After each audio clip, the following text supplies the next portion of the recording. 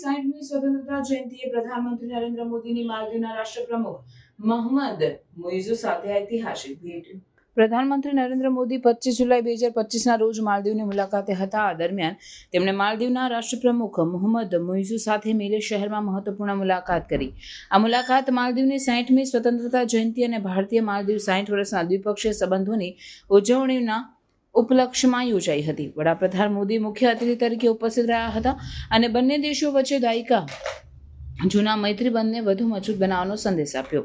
મોદી અને મુઇઝુના સરળ અનૌપચારિક વાતચીતમાં ઇન્ફ્રાસ્ટ્રક્ચર વિકાસ, સુરક્ષા સહયોગ, આર્થિક ભાગીદારી અને નૌકાદળની સલામતી જેવા મહત્વના મુદ્દાઓ પર વાટાઘાટો થઈ. બંને નેતાઓ પારસ્પરિક વિશ્વાસ, વ્યવસાય સંબંધો અને વિસ્તારમાં સ્થાયી વિકાસ માટે સહયોગ વધારવાનો સંકલ્પ વ્યક્ત કર્યો.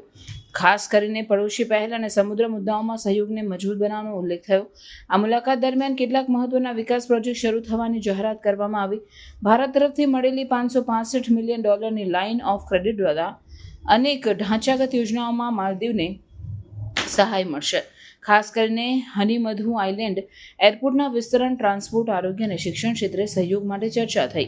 પ્રધાનમંત્રી મોદીએ વિશ્વાસ વ્યક્ત કર્યો કે ભારત માલદીવ વચ્ચેની મિત્રતા નવા પડાવે પહોંચશે. બંને દેશો વચ્ચેના ગત મહિનાના તણાવ પછી આ મુલાકાત દ્વિપક્ષીય ભરોસા, સહયોગ અને ક્ષેત્રીય સુરક્ષા માટે એક સકારાત્મક સંકેતરૂપ જોવાશે.